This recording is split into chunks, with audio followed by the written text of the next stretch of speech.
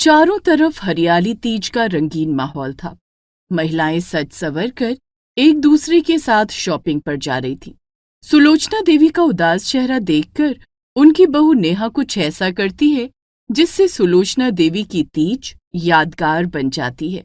Balcony में बैठी सुलोचना देवी society की महिलाओं को देख रही थीं।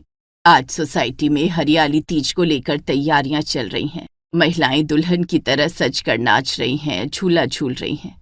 पिछले साल इस दिन रमेश के पापा मेरे लिए कांजीवरम की साड़ी लेकर आए थे। मैं और नेहा दोनों सास बहू ने मिलकर रैंप वॉक किया था। हमें पहला पुरस्कार मिला था, लेकिन अब सब खत्म हो गया। अब मैं कभी तीज नहीं मना पाऊंगी। ये सब सोचकर सुलोचना की आंखों से आंसू बहने लगते हैं। दरअसल करीब 6 महीने पहले सुलोचना देवी के पति जगत की हार्ट अटैक से मौत हो गई थी। पति की मौत के बाद सुलोचना देवी हरियाली तीज पर वो सब नहीं कर सकती थी जो सुहागन महिलाएं करती हैं। उनकी बहू नेहा भी तैयार होकर शॉपिंग पर जाने की तैयारी कर रही थी। वो फोन पर अपनी किसी सहेली से बात कर रही होती है। हेलो रचना, तू तैयार है ना? हमें 5 बजे शॉपिंग पर निकलना है। हाँ नेहा, मैं तैयार हूँ। तू नीचे लॉबी में आ जा, मैं वहीं आ रही हूँ। नेहा अपने कमरे से बाहर आती है और बालकनी में बैठी सुलोचना देवी के पास जाती है। वो देखती है कि सुलोचना अपनी साड़ी के आंचल से अपने आंसू पोंछ रही थी। माँ जी, क्या बात है? आपकी आंखों में आंसू? नहीं बहू, ये आंसू नहीं है। लगता है आंखों में कंकड़ चला गया है। माँ जी, आप मुझसे झूठ बोल रही हैं। मैं जानती हूँ कि आपकी आंखें कंकड़ जाने से नहीं बल्कि पिताजी की याद में नम हुई हैं। तू तो जानती है बहू कि हरियाली तीज पर मुझे सजने संवरने का कितना शौक था। तेरे पिताजी हर साल हरियाली तीज के मौके पर मुझे कोई न कोई उपहार जरूर देते थे। उनके जाने के बाद ये मेरी पहली हरियाली तीज है। इस बार न कोई उपहार मिलेगा, न कोई सरप्राइज। मुझे सब पता है माँ जी। मैं पिताजी की जगह तो नहीं ले सकती, लेकिन वादा करती हूँ कि आपको कभी अकेला महसूस नहीं होने दूंगी। चलिए मेरे साथ। कहाँ? मैं और रचना शॉपिंग पर जा रहे हैं। लौटते वक्त हम मेहंदी लगवाएंगे। आप हमारे साथ चलिए। नहीं बहू, तीज के मौके पर मुझ विधवा का इस तरह से तुम लोगों के साथ घूमना अच्छा लगेगा क्या? लोग क्या कहेंगे? हमें लोगों से क्या मतलब माँ जी, कहने दीजिए जो कहते हैं। चलिए तैयार हो जाइए। नहीं बहू, तुम अपनी सहेली के साथ चली जाओ। नहीं माँ जी, अब आपको हमारे साथ चलना ही होगा। नेहा जिद करके सुलोचना देवी को तैयार करती है और उन्हें लेकर लॉबी में आती है, जहाँ रचना उसका इंतजार कर रही थी। कितनी देर कर दी नेहा? 5:30 बज गए हैं। माँ जी को तैयार कर रही थी। माँ जी हमारे साथ जाने के लिए तैयार ही नहीं हो रही थी। नमस्ते आंटी जी। खुश रहो बेटा। तो आंटी जी हमारे साथ चल रही हैं? मैंने तो मना किया था, लेकिन नेहा ने मेरी एक नहीं सुनी। नहीं माँ जी, आपको हमारे साथ चलना चाहिए। मैंने कैब बुक कर दी, आती होगी। थोड़ी देर में कैब आ जाती है और तीनों उसमें बैठकर बाजार जाती हैं। तीनों एक कपड़े की दुकान पर जाती हैं, जहाँ नेहा और रचना अपने लिए साड़ी पसंद करने लगती हैं और सुलोचना देवी इधर उधर देख रही थी। तभी रचना धीरे से नेहा के कान में कहती है, नेहा, तू अपनी विधवा सास को हमारे साथ क्यों ले आई? अभी तेरे ससुर को गुजरे 1 साल भी नहीं हुआ है। तुझे इतना भी नहीं पता इनकी काली परछाई हम सुहागिनों पर नहीं पड़नी चाहिए। रचना, आज तूने ये बात कह दी, लेकिन आगे से ऐसी बात मत कहना। वो मेरी सास नहीं, मेरी माँ है। मैं अपनी माँ के बारे में ऐसी बात सुन भी नहीं सकती। अगर पिताजी नहीं रहे तो इसमें उनकी क्या गलती है? क्या पिताजी के जाने के बाद उन्हें अपनी जिंदगी जीने का अधिकार नहीं है? हम कौन होते हैं उन पर पाबंदियां लगाने वाले? सॉरी यार, तू तो बुरा मान गई। सुलोचना देवी ये सब सुन रही थी। नेहा बहू, तुम दोनों शॉपिंग करो, मैं बाहर तुम लोगों का इंतजार करती हूँ। नहीं माँ जी, आप बाहर नहीं जाएंगी। अभी तो आपको मेरे लिए साड़ी पसंद करनी है। इस बार मैं आपकी पसंद की साड़ी पहनूंगी। माँ जी, वो हरी वाली साड़ी कैसी रहेगी? वो तो बहुत सुंदर साड़ी है, लेकिन थोड़ी महंगी लग रही है। माँ जी, मैं पिछले 1 साल से इसीलिए पैसे जोड़ रही हूँ कि हरियाली तीज पर आपके पसंद की साड़ी पहन सकूं। नेहा दुकानदार से कहती है कि वो हरी वाली साड़ी पैक कर दे। दुकानदार साड़ी पैक कर देता है। रचना भी अपने लिए सुनहरे रंग की साड़ी खरीदती है, जिसके बाद दोनों मेहंदी लगवाने के लिए ब्यूटी पार्लर जाती हैं। दोनों सहेलियां अपने दोनों हाथों में मेहंदी लगवाने लगती हैं। माँ जी, जब तक हम दोनों मेहंदी लगवा रहे हैं, आप फेशियल करवा लीजिए। नहीं बहू, अब इस उम्र में ये सब अच्छा लगेगा क्या?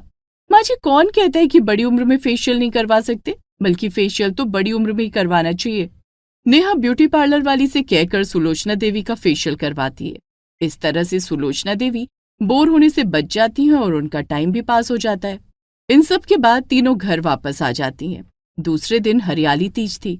सोसाइटी में रहने वाली महिलाओं के लिए बेस्ट सास और बेस्ट बहू प्रतियोगिता का आयोजन किया गया था, जिसके लिए महिलाएं खुद को सबसे सुंदर दिखाने की तैयारी कर रही थी। लेकिन दिन के 11 बजे नेहा तैयार होकर कहीं जाने लगी। बहू, आज तो सोसाइटी में कंपटीशन है। शाम को हरियाली तीज की पूजा और रंगारंग कार्यक्रम है। महिलाएं झूला झूल रही हैं। तू कहाँ जा रही है? तू कंपटीशन में भाग नहीं लेगी क्या? माँ जी, मैं जरा बाजार से आ रही हूँ, जल्दी आ जाऊंगी। नेहा बाजार जाती है और कुछ शॉपिंग करके 1 घंटे के अंदर आ जाती है। माँ जी चलिए, हमें कंपटीशन में जाना है। मैं नहीं बहू, मैं कहीं नहीं जाऊंगी। माँ जी, आप तो जानती हैं कि सोसाइटी में बेस्ट सास बहू की जोड़ी की प्रतियोगिता है। अगर आप नहीं गई तो मैं उस प्रतियोगिता में कैसे भाग लूंगी? लेकिन बहू।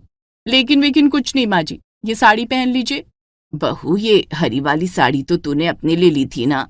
माँ जी, मैं हर साल हरियाली तीज पर हरे रंग की साड़ी पहनती हूँ। इस बार मैं आपकी कोई साड़ी पहनूंगी।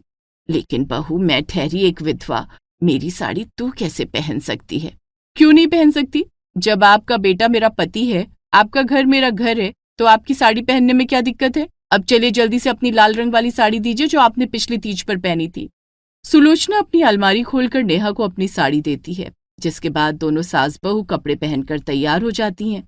एक बार फिर सोच ले बहू, सभी सुहागन औरतों के बीच में मुझ विधवा का जाना अच्छा लगेगा क्या? अच्छा तो नहीं लगेगा माँ जी। अगर आप ये सोने का सेट पहनकर जाएंगी तब जरूर अच्छा लगेगा। और नेहा सुलोचना के हाथ में ज्वेलरी का एक डिब्बा देती है। ये क्या है बहू? आपके लिए सरप्राइज गिफ्ट। सुलोचना डब्बा खोलकर देखती है तो उसमें सोने का एक खूबसूरत हार, अंगूठी और कान के झुमके थे। ये सब मेरे लिए है? हाँ माँ जी, ये आपके लिए है। नेहा अपने हाथों से सुलोचना को सोने का नया सेट पहनाती है। मेरी माँ जी कितनी सुंदर लग रही हैं, किसी की नजर ना लगे। अब मेरे साथ चलिए। नेहा सुलोचना का हाथ पकड़कर उन्हें प्रतियोगिता में ले जाती है। थोड़ी देर में प्रतियोगिता शुरू होती है। सोसाइटी में रहने वाली सभी सास बहुओं की जोड़ी रैंप पर वॉक करती है। प्रतियोगिता खत्म होने के बाद नेहा और सुलोचना को बेस्ट सास बहू की जोड़ी का पुरस्कार मिलता है। देखा माँ जी, मैंने कहा था ना कि आपके बिना कुछ नहीं हो सकता। आपकी वजह से हम ये पुरस्कार जीत पाए हैं। तभी नेहा की सहेलियां वहां आती हैं। बधाई हो नेहा, हर साल की तरह इस साल भी तुम दोनों सास बहू की जोड़ी छा गई। नेहा, तुझे नहीं लगता कि तेरे ससुर को मरे हुए 1 साल भी नहीं हुए हैं? ऐसे में तेरी सास को घर में ही रहना चाहिए। कम से कम आज के दिन तो हम सुहागिनों पर अपनी काली परछाई ना डालती।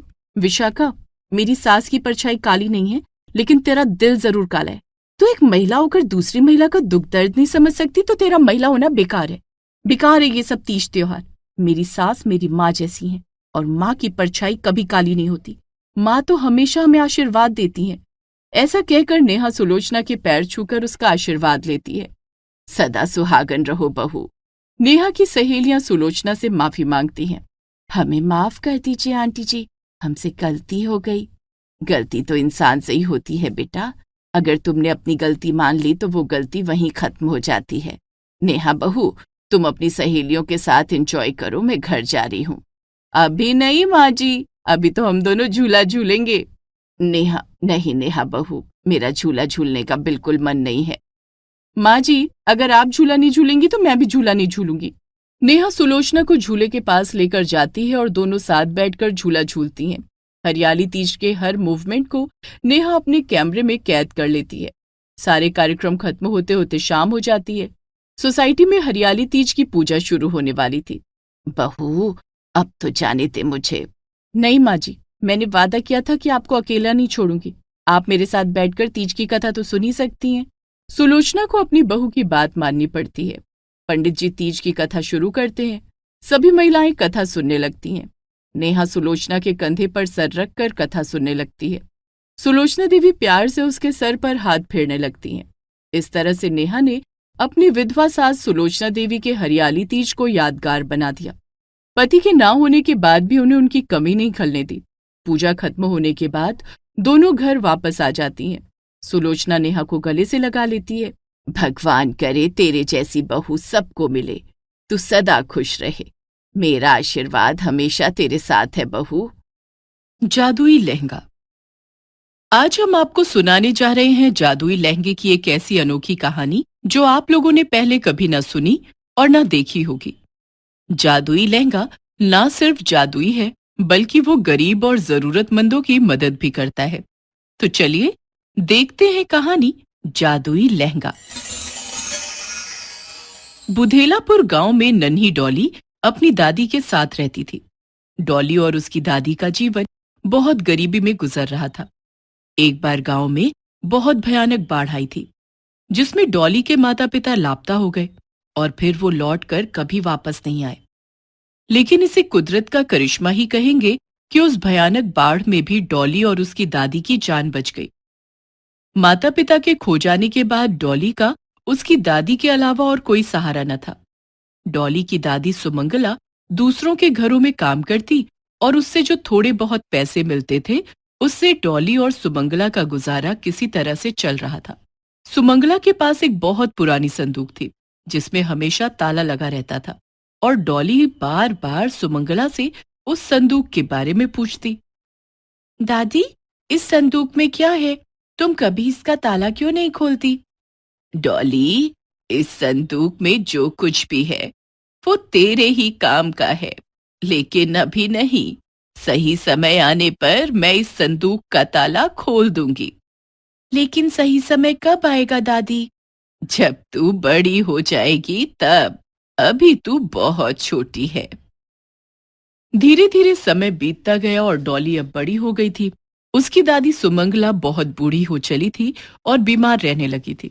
वो अब बिस्तर से भी नहीं उठ पाती थी। एक दिन, दादी, अब तुम्हें काम पर जाने की कोई जरूरत नहीं है। तुम घर पर रहकर आराम करो, काम पर मैं चली जाऊंगी।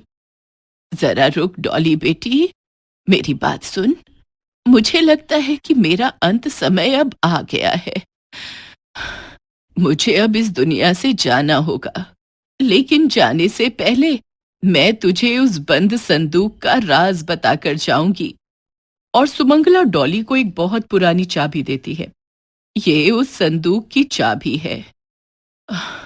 अब समय आ गया है कि तू उस संदूक को खोलकर देख ले और उसका इस्तेमाल कर। लेकिन ध्यान रहे, उस संदूक में जो चीज भी है उसका बहुत सावधानी से इस्तेमाल करना। उसे कभी कोई नुकसान नहीं पहुंचने देना। लेकिन दादी, उस संदूक में ऐसा है क्या?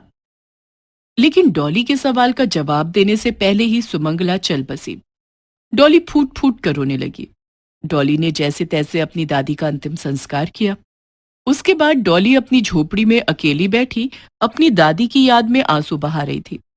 उसे जोरों की भूख भी लगी थी, लेकिन घर में खाने के लिए अनाज का एक दाना भी नहीं था। डॉली के पास जो पैसे थे उससे उसने अपनी दादी का अंतिम संस्कार कर दिया था।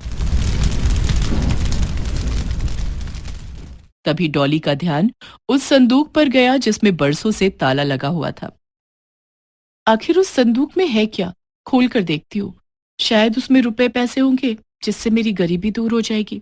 ये सोचकर डॉली ने उस संदूक को खोला। लेकिन जब डॉली ने उस संदूक को खोला तो उसमें एक बहुत सुंदर चमचमाता हुआ लहंगा निकला। मेरे पास तो खाने के लिए पैसे नहीं है। मुझे तो पैसों की जरूरत थी। मैं इस लहंगे का क्या करूंगी? डॉली ने इतना सोचा ही था कि उसके सामने ढेर सारे पैसे आ गए। अरे, ये पैसे कहाँ से आए? कहीं ये पैसे इस लहंगे से तो नहीं आए? हाँ, कहीं ये जादुई लहंगा तो नहीं? खैर, पैसे कहीं से भी आए हों, अब आ ही गए हैं तो क्यों ना मैं इन पैसों से खाना खरीद कर खा लूं। और डॉली ने उन पैसों से ढेर सारा खाना खरीदा और भरपेट खाना खाया। खाना खाने के बाद मेरा पेट तो भर गया। अब इस लहंगे को पहन कर देखती हूँ। डॉली ने उस लहंगे को पहनकर खुद को आईने में देखा। अरे वाह, ये लहंगा तो बहुत ही खूबसूरत है। इसे पहनकर मैं बिल्कुल अप्सरा जैसी लग रही हूँ। लेकिन मुझ गरीब के लिए इस लहंगे की क्या कीमत? इतना सुंदर लहंगा तो शादियों में पहनते हैं। मैं इस लहंगे में कितनी सुंदर लग रही हूँ। इसे देखने के लिए मेरा दूल्हा भी होना चाहिए। लेकिन मुझ गरीब और अनाथ की शादी कौन करवाएगा? डॉली ने इतना सोचा ही था कि उसके सामने एक बहुत सुंदर नौजवान दूल्हे के रूप में प्रकट हो गया। अरे, तुम कौन हो? मैं तुम्हारा दूल्हा हूं। अभी अभी तो तुमने इस लहंगे से दूल्हे की मनोकामना की थी, इसलिए मैं आया हूं। मैं तुमसे शादी करूंगा। क्या ये कोई जादुई लहंगा है? मैं जो भी अपने मन में सोचती हूँ वो पूरा कैसे हो जाता है? तभी उस लहंगे से आवाज आती है। डॉली, मैं एक मनोकामना पूर्ण करने वाला जादुई लहंगा हूं। मेरे सामने जो भी अपने मन में सोचोगी, मैं उसे पूरा कर दूंगा। लहंगे की बात सुनकर डॉली बहुत खुश हो जाती है। वो अपनी झोपड़ी में ही उस दूल्हे के साथ शादी कर लेती है। शादी के बाद, तुम्हारा नाम क्या है मेरे दूल्हे? मेरा नाम बसंत है। बसंत, अब हम दोनों पति पत्नी हैं और हमारे पास ये जादुई लहंगा भी है। लेकिन क्या हम अब भी इस टूटी फूटी झोपड़ी में रहेंगे? मैं चाहती हूँ कि मैं तुम्हारे साथ एक बहुत बड़े से घर में रहूं, जिसमें ढेर सारे नौकर चाकर हो और हमारे पास बहुत पैसा हो। डॉली ने जैसे ही ऐसा कहा, मनोकामना पूर्ण जादुई लहंगे ने उसकी सारी मनोकामनाएं पूरी कर दी। डॉली की टूटी फूटी झोपड़ी फौरन एक बड़े से बंगले में बदल गई और उसमें ढेर सारे नौकर चाकर भी थे। डॉली के बंगले में ढेर सारा रुपया पैसा भी था। ये देखकर डॉली की खुशी का कोई ठिकाना न रहा। वो खुशी खुशी अपने पति बसंत के साथ अपने बंगले में ऐशो आराम के साथ रहने लगी। लेकिन पड़ोसियों को डॉली की खुशियां रास नहीं आ रही थी। लोग डॉली के बारे में तरह तरह की बातें करने लगे। अरे बहन, तुमने देखा डॉली रातों रात कितनी अमीर बन गई है। हाँ बहन, उसकी दादी के मरने के बाद ना जाने ऐसा क्या हुआ कि डॉली के पास अचानक से इतना बड़ा घर आ गया। उसने तो अपनी दादी के मरते ही शादी भी कर ली। डॉली के बारे में तो मैं सब कुछ पता लगा कर ही रहूंगी। इधर डॉली को जिस चीज की जरूरत होती, वो मनोकामना पूर्ण जादुई लहंगे को पहनकर मन ही मन उस चीज की कामना करती। और मनोकामना पूरी हो जाने के बाद वो उस लहंगे को बड़ी सावधानी से उसी संदूक में रखकर ताला लगा देती। डॉली लहंगे के जादू का इस्तेमाल गरीबों और जरूरतमंदों की मदद करने के लिए करती थी। लेकिन एक दिन संजुला ने छिप कर डॉली को ये सब करते हुए देख लिया। तो ये राज है। डॉली के पास जादुई लहंगा है। मुझे किसी भी तरह से इस लहंगे को हासिल करना ही होगा। और एक रात जब डॉली अपने पति बसंत के साथ चैन की नींद सो रही थी, तब संजुला चुपके से उसके घर में घुसी और संदूक को खोलकर उस जादुई लहंगे को चुरा लिया और उसे अपने घर ले आई। लेकिन संजुला ने ध्यान नहीं दिया कि लहंगे को चुराते समय संदूक के कोने से लहंगे में खरोच आ गई थी, जिससे लहंगा थोड़ा सा फट गया था। और संजुला को डॉली की दादी सुमंगला की कही हुई बात का जरा भी ज्ञान नहीं था कि लहंगे में कोई खरोच नहीं आनी चाहिए, नहीं तो उसका जादू खत्म हो जाएगा। लहंगा फट जाने के कारण उसका जादू खत्म हो चुका था। लेकिन संजुला उस लहंगे को अपने घर ले आई। वाह, अब ये जादुई लहंगा मेरे पास आ गया है। अब मैं भी इस लहंगे से अपने मन की इच्छाएं पूरी करवा लूंगी। अब मेरे पास भी खूब सारा पैसा होगा। ऐसा सोचकर संजुला उस जादुई लहंगे को पहन लेती है और मन ही मन सोचती है कि काश मेरे पास भी बहुत बड़ा घर होता और उसमें ढेर सारे रुपए पैसे होते। लेकिन संजुला के ऐसा सोचने पर भी उस जादुई लहंगे ने उसे कुछ नहीं दिया। संजुला ने बार बार उस लहंगे से बड़ा घर और रुपए पैसे सोने चांदी मांगे, लेकिन लहंगे ने उसे कुछ भी नहीं दिया। अबे जादुई लहंगे, डॉली को तो तूने रातों रात अमीर बना दिया। उसे तूने वो सब कुछ दिया जो उसने चाहा, लेकिन तू मुझे क्यों नहीं दे रहा कुछ? लेकिन लहंगे से कोई आवाज नहीं आई, क्योंकि लहंगे का जादू तो खत्म हो चुका था। संजुला ने गुस्से में आकर जादुई लहंगे को कैंची से काट दिया और उसके छोटे छोटे टुकड़े कर दिए। इधर दूसरे दिन सुबह जब डॉली सोकर उठी, तो उसने देखा कि उसका लहंगा चोरी हो गया था। डॉली ने ये बात अपने पति बसंत को बताई। पता नहीं मेरा जादुई लहंगा कौन चुरा कर ले गया है। अब हमारा गुजारा कैसे चलेगा और हम गरीबों की मदद कैसे करेंगे, क्योंकि रुपए और पैसे तो हमें जादुई लहंगे से ही मिलते थे। हम दोनों फिर से गरीब हो जाएंगे। हो ना हो, ये काम तुम्हारी पड़ोसन संजुला का है। लेकिन तुम चिंता मत करो डॉली, मैं जादुई लहंगे का पता लगाकर ही रहूंगा। इधर संजुला ने उस जादुई लहंगे को फाड़कर उसे कचरे के ढेर में फेंक दिया था। बसंत और डॉली जादुई लहंगे को यहाँ वहां ढूंढ रहे थे, तभी उनकी नजर उस जादुई लहंगे के टुकड़ों पर पड़ी। डॉली ने कचरे के ढेर से अपने जादुई लहंगे के टुकड़ों को निकाला और उसे देखकर वो फूट फूट कर रोने लगी और अपनी दादी सुमंगला को याद करने लगी। उसे रोता देखकर बसंत ने उससे कहा, डॉली, अब रोने से कोई फायदा नहीं है। लहंगे के टुकड़ों को लेकर घर चलो। मैं इस जादुई लहंगे को ठीक करने का कोई रास्ता निकालता हूं। डॉली अपने लहंगे के टुकड़ों को लेकर घर आ गई। बसंत, जो कि खुद जादुई लहंगे से बाहर आया था, इसलिए उसे भी जादू आते थे, लेकिन इस बात का अंदाजा खुद बसंत को भी नहीं था। रोती हुई डॉली को चुप कराने के लिए बसंत ने लहंगे के सभी टुकड़ों को आपस में जोड़ा और उन्हें सुई धागे से सिल दिया। डॉली, ये लो, तुम्हारा जादुई लहंगा फिर से तैयार हो गया है। लेकिन क्या इसमें अब भी जादू बाकी होगा? दादी माँ ने कहा था कि इस लहंगे को बहुत संभाल कर रखना। इस लहंगे को वापस संदूक में रख दो, कल इसे निकाल कर देखना। डॉली ने ऐसा ही किया और उस लहंगे को संदूक में रखकर ताले में बंद कर दिया। दूसरे दिन जब सुबह डॉली की आंख खुली तो उसने संदूक को खोलकर देखा। अरे वाह, ये लहंगा तो फिर से पहले जैसा हो गया है। इसे देखकर तो ऐसा लग ही नहीं रहा कि ये लहंगा फट गया था। बसंत, तुम्हारे हाथों में तो जादू है। अब इस जादुई लहंगे को पहनकर और कोई मनोकामना सोचकर देखो, क्या वाकई में ये पहले की तरह ही जादुई लहंगा है या नहीं। डॉली ने उस लहंगे को पहन लिया और मन ही मन सोचने लगी कि काश इस लहंगे का चोर मेरे सामने आ जाता। डॉली के ऐसा सोचते ही उसके सामने संजुला आ गई। अरे, मैं यहाँ कैसे आई? क्योंकि मैंने तुम्हें बुलाया है। तुमने ही मेरे जादुई लहंगे की चोरी की और उसे फाड़ दिया था। लेकिन देखो, मेरा लहंगा फिर से पहले जैसा हो गया है। मुझे माफ कर दो डॉली, मुझसे बहुत बड़ी गलती हो गई। डॉली का दिल बहुत बड़ा था। उसने संजुला को माफ कर दिया और खुशी खुशी अपने पति बसंत के साथ रहने लगी।